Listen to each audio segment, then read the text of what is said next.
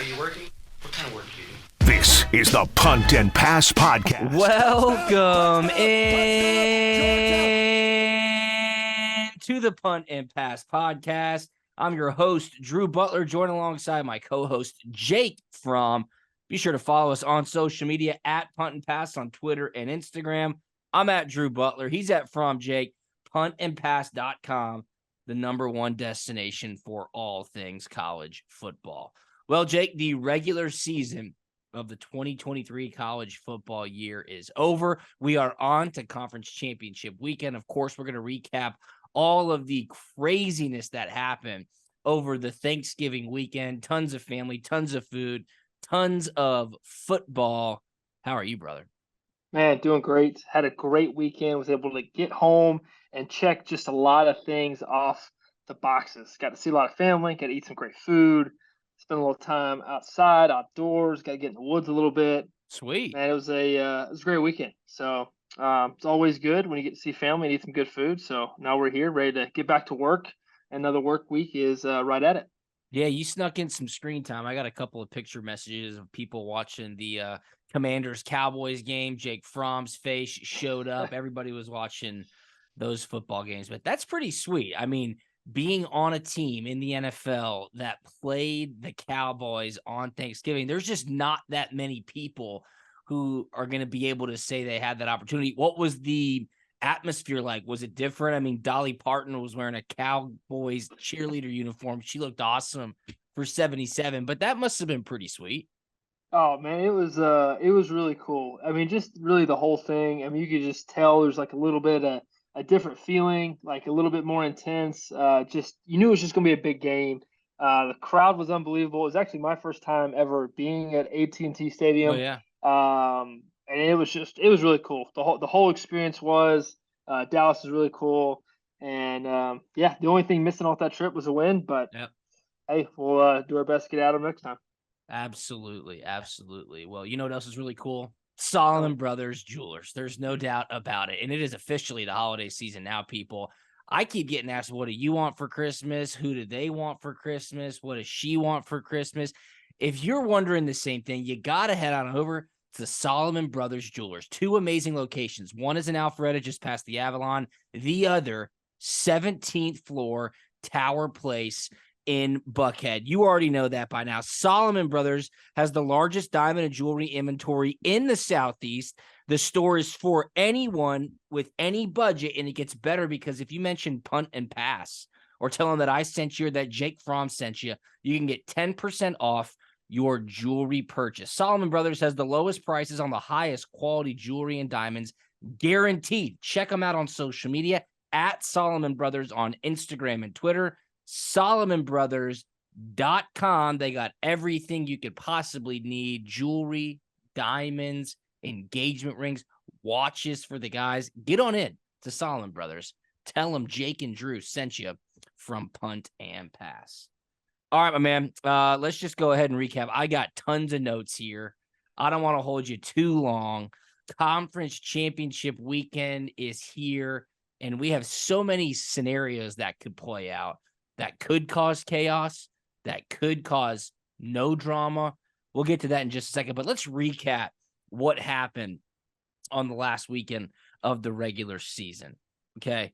You were in Auburn. Let's start with the Iron Bowl. Okay. Georgia beat Georgia Tech 31-23. Michigan beat Ohio State 30-24. We'll touch on those games in a second. But what went down in the Iron Bowl was simply insane. Alabama squeaks out a win. They snatch victory from the jaws of defeat. They beat Auburn on the Plains 27-24. I mean, I don't even know where to start. Obviously, the ending was insane, Jake, but right from the get-go, you knew Auburn came to play, and you just had the feeling, hey, this one's coming down to the wire. We got to start with Drew Butler calls it. He calls it. He says something about it. There's some weird juju in the air, and that Auburn's going to show up, and they're going to play. And I even texted you that. You did. You jinxed it big time. Towards the end of the game, I'm like, dude, they're about to do this. How did you know? How could you pull this off? And as soon as I said it, a punt gets muffed. snap gets botched. Within 30 seconds of the text message. Like, you text me, how did you know this was going to happen? 30 seconds later, the muffed punt happened. Gosh, and then Alabama has it in the red zone, and then they get a botched snap. The center snaps it, quarterback's not ready, and then the fourth down play that everybody knows. I mean, holy cow, the atmosphere was crazy. Obviously, I was rooting hard for Auburn, my brother being there, and man, it was a great game. I mean, both teams just running the football. It was like an old school game. Didn't really have a whole lot of success throwing the football really on both sides. Just a gritty football game, and dude, Jordan Hare was rocking. It was crazy. But the fact that Alabama was just able to squeak by that one just blows my mind. Call it luck, call it whatever you want to call it. They just find a way to win in the fourth quarter. Winning's winning. So there's move no on pictures. and get to the next one. No pictures on the scorecard. I mean, Will Riker, their ultra trusty place kicker, he missed a field goal late. Yep. You just thought, hey, this isn't their day. And something was telling me this is why Auburn hired Hugh Freeze. With all the baggage that came along with it, Hugh Freeze had the success. He wasn't scared of Nick Saban, and that's all that Auburn cares about. Auburn has not had a good season. They lost to New Mexico State after paying them over $1 million to come to Auburn and play just a week prior. None of that would have mattered if they had beaten Alabama. And, brother, they had them on the brink. I thought Peyton Thorne played a great game. Very, very careful with the football. Some great quarterback designed run plays. Alabama just didn't seem to have an answer. And I thought what was really interesting is that Auburn responded to each of Alabama's punches. And then Alabama responded to kind of the final Auburn punch, of course, before the end of game heroics with a quick 3-play drive when Jermaine Burton got wide open and they hit a big play. Back and forth, physical, trench warfare, and then the end, okay? Auburn is getting the ball back. Alabama is punting. They muff it. That is right when you text me, how did you know I think Auburn's going to do this? They muff it. Alabama gets the ball back, and still Alabama can't get it in the end zone. Walk us through that botched snap, because clearly Milroe just wasn't even ready. Is the center hearing something? Is the center waiting for something? Because, man, he chucked that thing back and they lost 18 yards. It set him up for 4th and goal from the 31-yard line. We'll talk about that in just a second. But walk us through kind of who's to blame. What's the miscommunication when something like that happens and the center just snaps the ball? Yeah, you never know. Sometimes defensive players, whether it's a clap, whether it's a set up cadence, now they're not supposed to do it. That is supposed to be a penalty. Yeah, it's a penalty. Like it's a flaggable offense. Didn't they call it delay a game now on the defense? Yeah, yep. That's exactly what that is. Maybe he heard something. Obviously, the center heard whatever he thought he heard as the cadence, whether it be verbal, whether it be in the clap. Thought he heard whatever it was. Quarterback was not ready. If it would have been maybe a little bit better snap, maybe it would have hit Milroe and they lose 5 instead of 20 yards. But what they were able to do on the next play is crazy. One thing I do want to add, it's just how Auburn was able to effectively run the football the entire football game. Like I think on 2 of their touchdown drives, I don't think they had a single pass the entire drive. I know for a fact one of them was like that. It was 5 plays, all runs, and just ran right down their throat. So I don't want to get too far ahead of ourselves looking into this weekend, but just the key to success, I think, will be whoever can run the football in that game. But obviously, we're still on that one. Would love to talk about that last play. Yeah. Well, Auburn rushed for 244 yards, to your point. I mean, that is incredible. Jarquez Hunter, 14 carries, 93 yards. Damari Alston, 10 carries, 85 yards. Peyton Thorne, the quarterback, 15 carries, 57 yards. On the flip side, Alabama, they rushed for 192 yards, led, of course, by Jalen Milroe. And I will say Jace McClellan, their running back, is starting to look a lot better as well. Before the 4th and 31, though, Jake, remember Jalen Milroe was scrambling around, went past the line of scrimmage, and then came back and then threw the ball. That, of course, is a penalty. Alabama had to burn a timeout to save 10 seconds on the clock. They just kept moving further and further back, which sets up the 4th and 31. 4th and goal from the 31-yard line, and Alabama has to score a touchdown. Why in the hell did Auburn only rush 3 players? And I say rush 3. Those guys just stood up and allowed Jalen Milroe to do whatever he wanted for however long he wanted. And to his credit, and to Alabama's credit, Nick Saban said, hey, believe it or not, we practice these types of situations. You bet your ass they do. He throws a dime to the back of the end zone, single coverage, Isaiah Bond. They catch the ball. The game is over. I cannot believe, Jake, that Auburn didn't bring some kind of pressure to make Jalen Milroe either A, get rid of the ball, or B, start running and get past the line of scrimmage. Because if he did, he had to go 31 yards to the end zone. That was coaching malpractice. That will haunt Hugh Freeze. Auburn should have won that football game, and of course they didn't. Yeah, no doubt. I mean, the philosophy is, hey, do you bring 3? Do you bring in just a normal 4? Okay. Do you bring a pressure and bring 5? Do you go blitz 0 and bring 6, maybe 7 and add 1? So the philosophy is, we can get all do all this board and chalk talk all you want.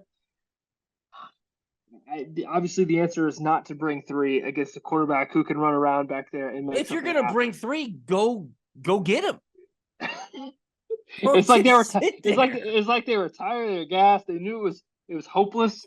That's what the offense wants in that situation, because you're getting a double team on each defender, right? You're gonna have 2 offensive linemen for 1 defender in 2 scenarios, and then you're gonna have a tackle getting help from a back off the other side. So they're just sitting there playing patty cakes while Milroe's back there just waiting for everybody to get into the end zone. Oh yeah. I don't want to share any trade secrets here, but we practiced that a lot at Georgia. Those 4th and goal situations that are pretty backed up, and there was some heat being involved whenever we would practice those scenarios. So it always made me check to something I didn't want to check to. It was not the best play necessarily, but I had to get the ball out of my hands and I had to throw it short of the end zone, which is exactly what the defense wants you to do.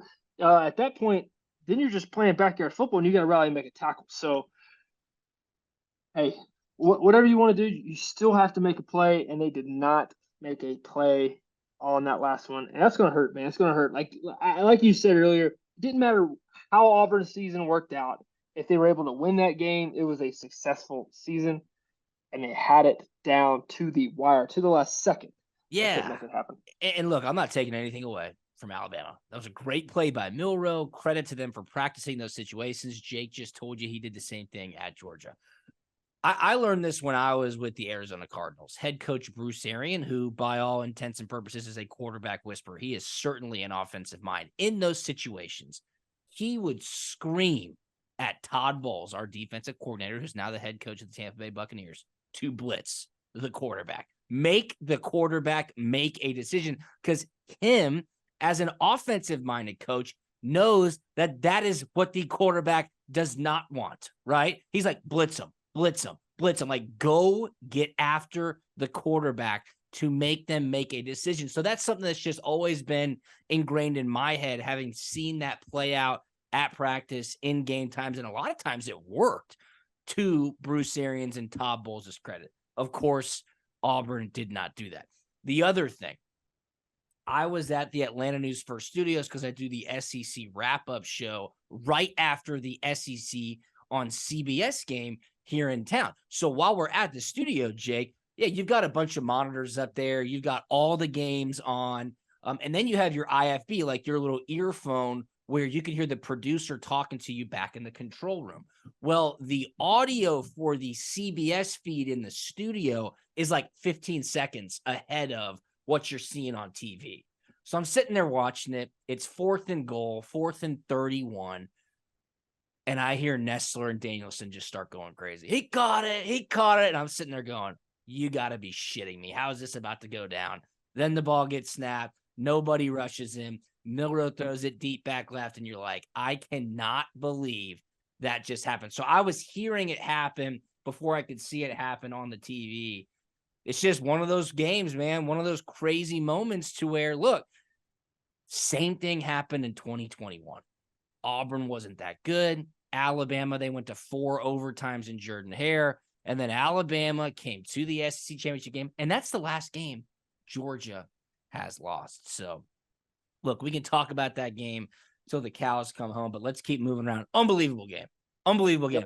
Bummed out for your brother. You know, I was definitely rooting for Tyler Fromm, you know, keep it in the punt and pass family. So amazing game. Another Iron Bowl for the ages. Let's talk about Michigan, Ohio State. We can just touch on this one briefly. Yeah. You and I pretty much called this one to a T. Hey, if it gets physical, if it's a 4-quarter game, expect Michigan to grind it out. Ohio State's not built like that. Ohio State tried. Michigan got a great interception late to ice the game. Ryan Day, 3 straight losses to Michigan. Michigan remains undefeated. They take on Iowa this weekend in the Big Ten championship game. Credit to them. You could talk about their schedule. You could talk about their head coach. You could talk about everything that's been going on outside or inside the program, however you want to look at it. But they take care of business at home with the assistant coach taking over the helm. Pretty much exactly how I thought that game was going to go. Yeah, I agree with you. Kind of a gritty, cold weather, just a Big Ten football game, right? Yeah. Just what we just know it to be. I do want to talk about having the assistant coach, obviously be the interim head coach here in this game, because there's a lot of 4th downs that Michigan went for, extra aggressive, and they were able to get those.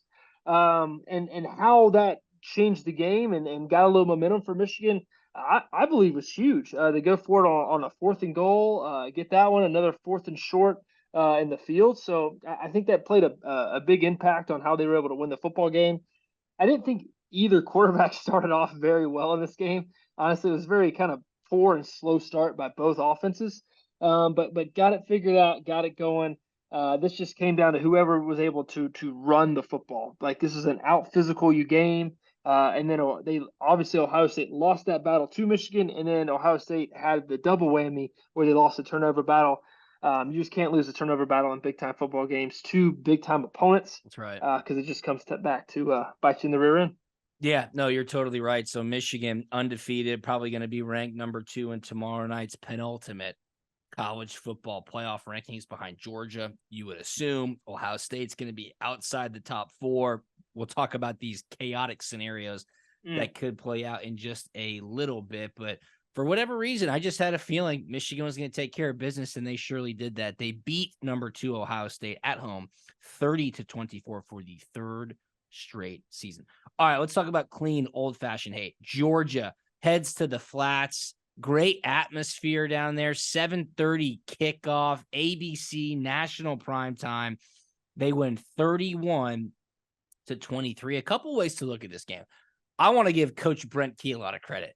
Those guys played their asses off. Buster Faulkner had a great offensive game plan. Haynes King, dude, he was just he was dialed in. I was surprised Georgia Tech went away from the misdirection, east to west motions to get Georgia's defense moving laterally, which then opened up tons of space for Haynes King to pull that thing and get north and south, which worked out very well for them in the first half. But a spirited effort by Georgia Tech. Georgia kind of flexes their muscles and smushes the Yellow Jackets a little bit during the middle of the game. But then again, Tech drives down late. They put together a great drive. They get within 8 points. They try the onside kick. Georgia recovers it, and game over. But look, people, that is an in-state rivalry game. Tech gave it all they had. Georgia took those punches and rested a lot of people and, relatively healthy heading into next week's SEC championship game. Yeah, so I'm stuck on the fence. I'm literally sitting on the fence, and I'm like looking one way, and I could go the other way. I just don't know how I want to feel about this game, where it's 31-23, a 1-score game against an inferior opponent. Whereas when I watch it, I feel like Georgia just played better, but the score didn't really dictate it or show it. And then on the other hand, if Georgia Tech doesn't kick as many field goals as they did, Like, arguably, Oh, they should yeah. have won this football game. So I'm really stuck on the fence of how I want to feel about this game. Obviously, Georgia rested a bunch of guys. Brock didn't even play a couple defensive guys out. Really missing the presence there in the interior of the defense. So I don't know. One thing that does scare me is that Georgia Tech had 205 rushing yards. That's a little scary going into next week against Jalen Milroe, against Alabama's rushing offense that are able to do a lot of things offensively with their running attack. But yeah, I'm stuck on how I want to feel about this game. Obviously, it doesn't matter because it's a win. It's a W in that Yeah. column. You move on. You get to play in the SEC championship game. Um, Another win, man. I saw a tweet with how many wins in a row. I mean, it's unbelievable what they're doing right now. What Coach Smart's been able to do. Hey, chalk it up as a win. Move Yeah. on. Let's go play Shit, in the yeah. big game. Like, beat those guys, yes, but at the end of the day, who cares? We're playing for bigger things, and that starts this week. Yeah, absolutely. Again, no Lab McConkey, no Brock Bowers, no Tate Ratledge. A couple of other guys on the defensive side of the ball did not play. Huge props to Kendall Milton. 18 touches, 156 yards, and 2 touchdowns. He is running angry. He's running confident. He's finally healthy. He will be an X factor in the SEC championship game this upcoming weekend. I saw this tweet from our buddy Clem McDavid at Clem's Tweets. And I believe this is from Graham Coffee. And Graham is a great follow as well at Graham Coffee DC. I thought this was phenomenal. I don't know who, I think Graham wrote this. After Georgia beat Ole Miss, a podcaster who covers the Rebels pointed out UGA's lack of desire to blow out most of the teams on their schedule. This podcaster said something that was both funny and filled with a lot of truth. Quote, the ultimate status symbol in college football in the year 2023 is to have Georgia care enough to blow you out. End quote. I thought that was relatively funny. Like, it goes along with what we've been saying all year. Georgia elevates their play in the biggest moments of the season, and they have blown out some of the teams in which they just wanted to flip the switch. Now, obviously, Tech in-state rivalry game, you'd want to blow them out, but look to the Iron Bowl. It's not always that easy against your in-state rival. Now, will they be able to flip the switch this upcoming weekend in the SEC championship game? You would hope so, because it's time to play Alabama in a stadium in which you've never beaten them. And Jake, you just brought up all the streaks in which you can add on to week after week. You and I, a couple weeks ago, I updated you on all the streaks that Georgia has going on. Look, we put it up on Instagram at Punt and Pass, and yeah, it got some pretty good reactions. After the game on Saturday, it just started popping. Comments, views. I'm like, what the hell's going on?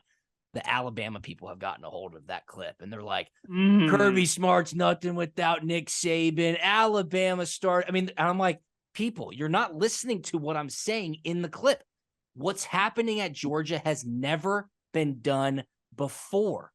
3 straight 8-0 regular seasons in the SEC. 3 straight 12-0 undefeated regular seasons. 38, all these things have never been done before. Well, Saban won 2. Look, I get it. I'm talking about what's happening right now at Georgia. So hats off to Coach Smart. 3 straight, Jake, undefeated regular seasons. It's crazy, man. Yeah, absolutely crazy. I think I just knowing from what it takes, being in it, being a part of his program. I mean, it is mind blowing just how tough it is to do that, man. To take 18 to 22-year-old kids, young men, and go week in and week out, have the same focus, the same mentality. Like, yeah, maybe the it wasn't 100% focus this week. Yeah, sure, but dude, being able to scratch out a win in a game like that without 10 of your best dudes on the field, like 29 straight times. that is 29 tough straight to times, do. brother. I know. It's absolutely crazy. And you know what that does? It sets up what is undoubtedly the big watch of the week. That's right. Solomon Brothers Jewelers presents the big watch of the week. It's conference championship weekend. We've got a ton of awesome games. We'll start with some Friday night action The Pac-12 championship game, which definitely has college football playoff implications. Oregon against Washington. That game's at 8 p.m. on ABC. Friday night in Las Vegas. Two quarterbacks who are jockeying for a little Heisman Trophy love as well, Bo Nix and Michael Penix Jr. Then, of course, it's Saturday at 4 p.m. on CBS. The SEC championship game, Georgia against Alabama. This line keeps going up. Georgia now a 6-point favorite. I see we're taping this on Monday evening. Look, the last game Georgia has lost, Jake, was the 2021 SEC championship against Alabama in Mercedes-Benz Stadium. So if they want to avenge that loss, I guess, remember they beat Alabama 2 games later for a national championship.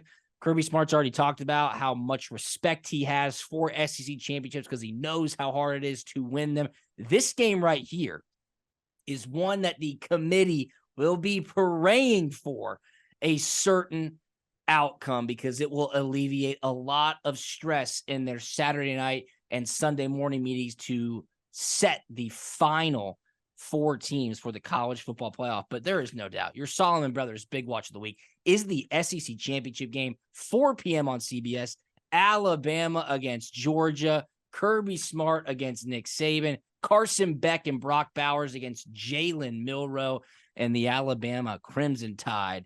Check out Solomon Brothers on Instagram and Twitter at Solomon Brothers, SolomonBrothers.com. Tell them Punt and Pass sent you.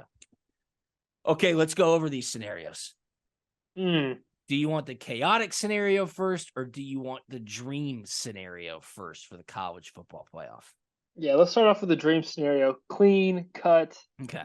I want to know highest probability what it's going to be. DB, I don't know tell if me. this is the highest probability, but I can guarantee you that the college football playoff committee has been given prayer cards.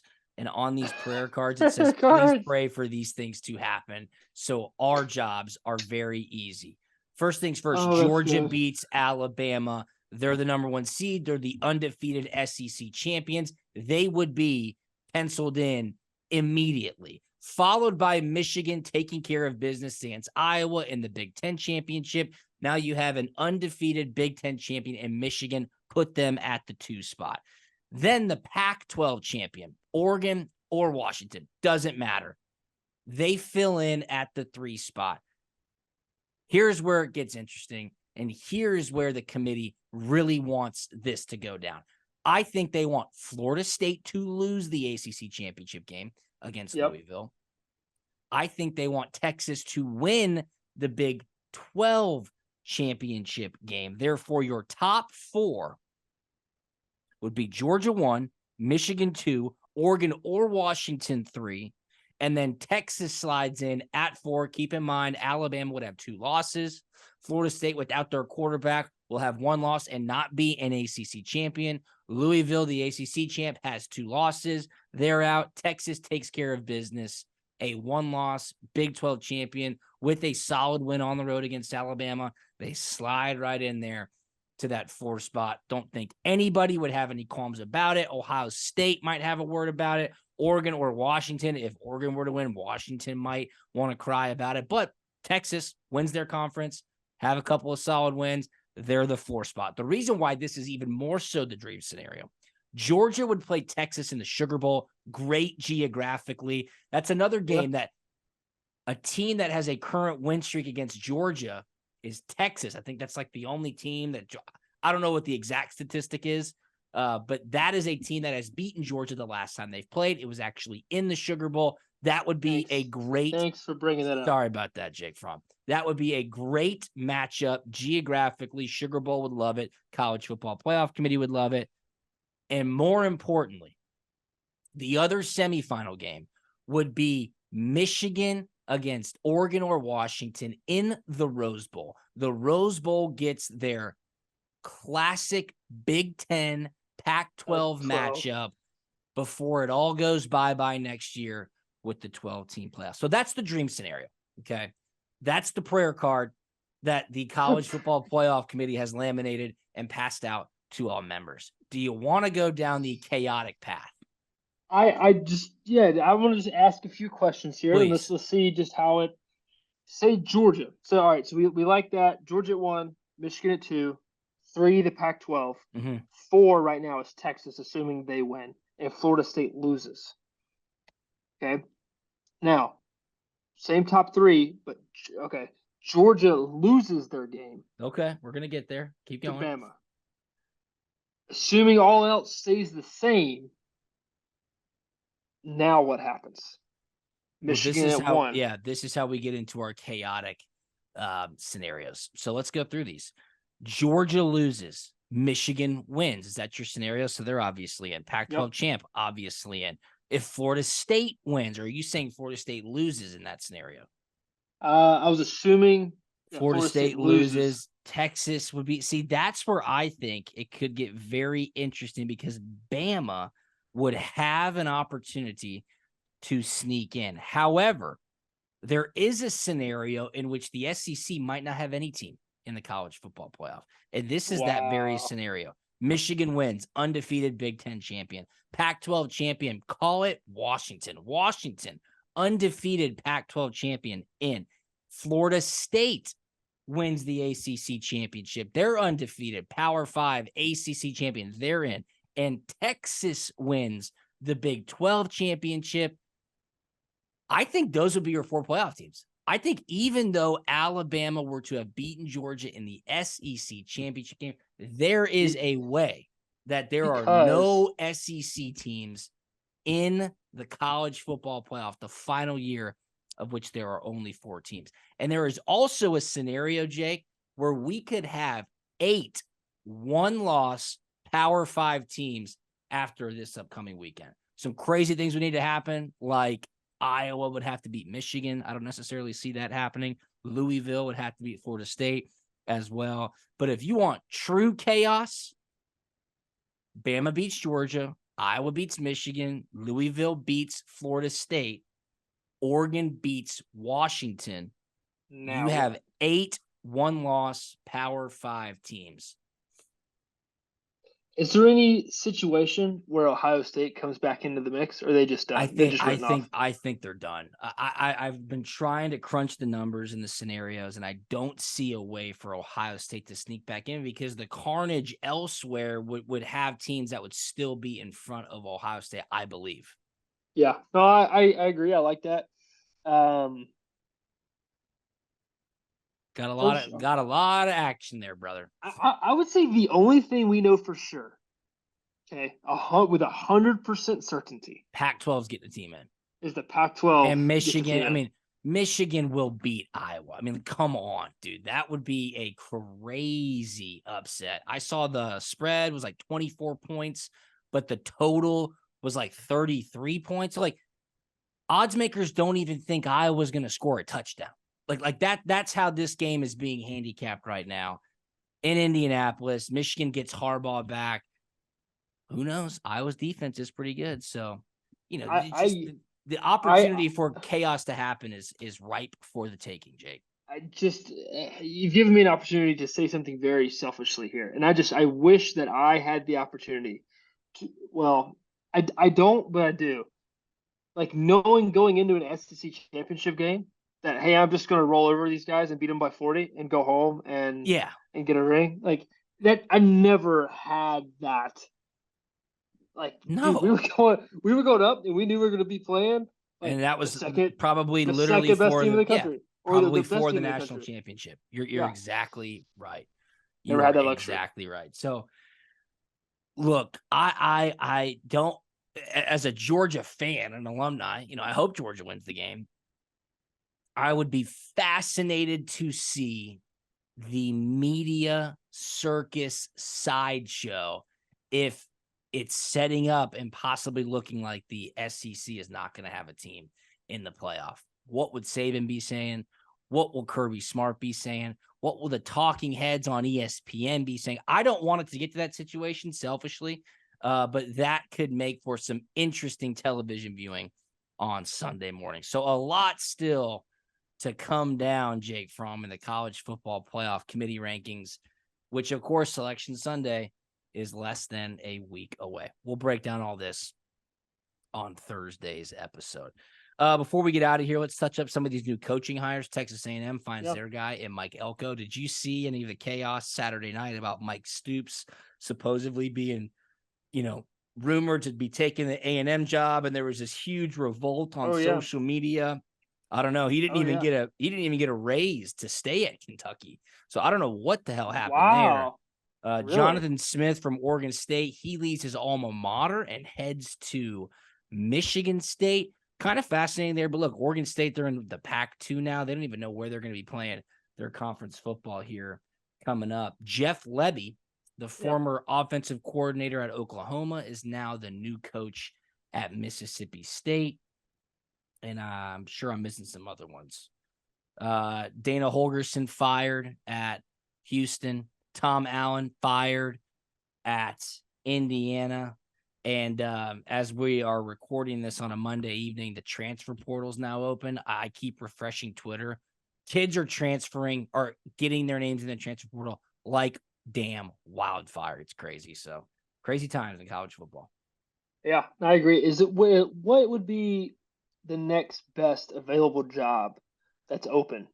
Is there one that we know of that's open at the moment? Like obviously the A&M job was the premier job before Elko took it. Mm-hmm. Did think that was, just interesting how that whole situation played out between him and Mark Stoops and Stoops saying, I'm good. I didn't want it. That was some of the openings right now: Houston, Indiana, Duke, Oregon State, Syracuse, Middle Tennessee. And I can almost guarantee you that a Georgia assistant coach will be named a head coach at one of those places. I think that's a foregone conclusion. So depending on who it is and depending on what location it is at, you bet that a Georgia assistant coach will get a chance to be a head coach. That Houston job could be interesting. I mean, they're in the Big 12 now. Yeah. People forget that. Yeah. So Duke would be an interesting one as well in the ACC. So not the only coaches that are going to be let go or moving to new jobs, and certainly we'll keep tabs on that right here on Punt and Pass. Anything else on the way out? I had something on my mind and I just forgot it. Maybe it'll come back to me, but crazy stuff here to happen in the final week of college football. Yeah, I can't wait to talk and dive into these games a little bit more, the matchups, all the good stuff. We'll look at just some rankings, how the offenses match up with the defenses, all that good stuff. And I'm pumped about it. It's going to be fun. I'm excited. I do know what I was going to say because this is crazy. So it's being leaked right now that the dates for Georgia's schedule next year are coming out. And it looks like Georgia will be traveling to Austin, Texas on October 19th. Why is that significant? It is the same weekend that the F1 Grand Prix will be in Austin. So expect huge crowds.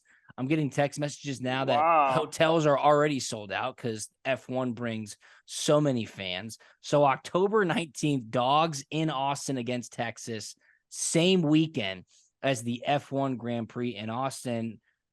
Also, Dawgs in Tuscaloosa at Alabama on September 28th next season. So there you go.